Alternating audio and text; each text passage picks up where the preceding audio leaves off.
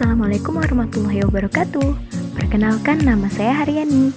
NIM saya D01200014.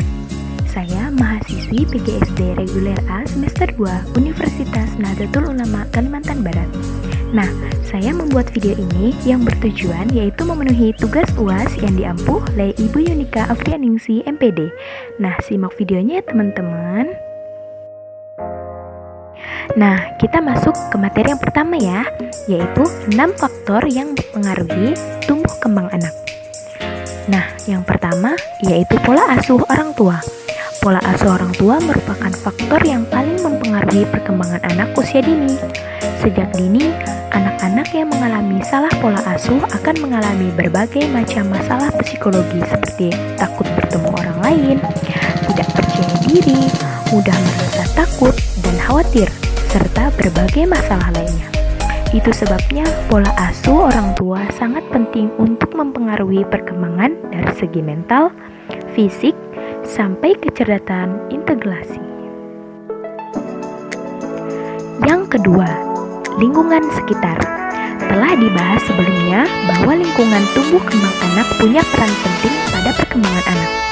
Anak-anak yang tinggal di lingkungan kurang sehat seperti hidup di antara pejudi, peminum, dan lain sebagainya akan menganggap bahwa lingkungan seperti itu merupakan dunia yang biasa baginya. Dia akan kesulitan menyadari bahwa hal-hal tersebut dapat memberikan pengaruh negatif dan menghalangi masa depannya.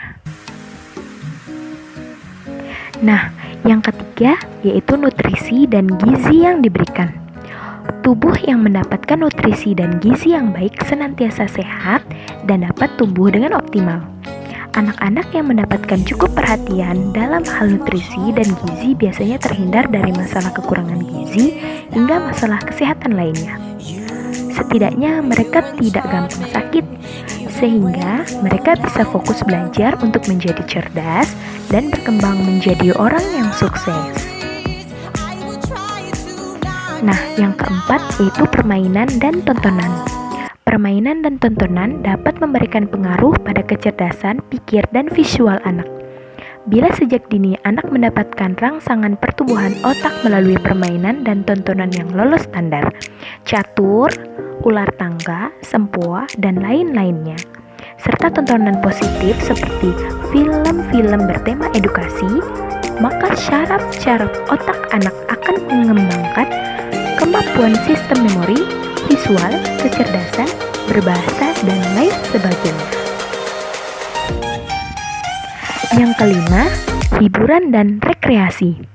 Anak yang memiliki masa kecil yang bahagia memiliki harapan hidup yang lebih tinggi daripada anak yang tidak. Mereka juga akan lebih berpeluang besar terhindar dari stres. Jarang dari anak-anak yang mengalami masa kecil bahagia bisa mengalami depresi, sebab mereka memiliki kekuatan, ingatan atau memori bahagia yang bisa mengaitkan atau membangkitkan semangat hidup mereka lagi ketika sedang mengalami masalah. Nah, yang terakhir atau yang keenam yaitu eksplorasi. Mengapa hal ini bisa menjadi salah satu faktor yang mempengaruhi perkembangan anak? Jawabannya, karena kebiasaan eksplorasi akan membiasakan anak untuk mengetahui dan mengenali lingkungannya. Dengan ini, dia akan memiliki kemampuan menyimak yang tinggi, yang akan membantunya bersosialisasi dengan lebih mudah. Nah, teman-teman, kita sekarang masuk ke materi yang kedua ya, yaitu ternyata lingkungan mempengaruhi perkembangan anak. Nah, lingkungan merupakan faktor yang sangat berpengaruh terhadap perkembangan anak, terutama yaitu lingkungan keluarga, lingkungan sekolah, dan lingkungan masyarakat. Lingkungan keluarga merupakan aspek yang pertama dan yang paling utama dalam mempengaruhi perkembangan anak. Anak lebih banyak menghabiskan waktunya di lingkungan keluarga, sehingga keluarga mempunyai peran yang banyak dalam mempengaruhi atau membentuk perilaku dan kepribadian anak dan dapat memberikan contoh nyata kepada anak. Cara orang tua mendidik anak juga akan berpengaruh terhadap perkembangan perilaku anak loh. Dalam hal ini, keluarga berperan untuk memberikan dukungan baik dalam hal menyediakan fasilitas maupun menciptakan suasana belajar yang kondusif. Nah, Ada juga loh hal-hal yang harus dilakukan orang tua. Nah, yang pertama yaitu pengarahan. Nah, yang kedua yaitu contoh langsung. Yang ketiga, sikap yang konsisten. Yang keempat, memberi ganjaran atau hukuman. Nah, kita masuk ke materi yang terakhir ya, yaitu pengaruh faktor lingkungan untuk tumbuh kembang si kecil.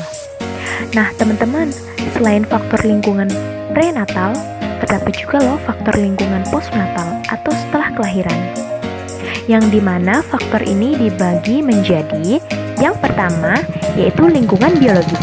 Misalnya jenis kelamin, nutrisi, penyakit kronis, dan metabolisme. Yang kedua, lingkungan fisik. Misalnya kebersihan, cuaca, dan keadaan rumah. Yang ketiga, lingkungan psikososial.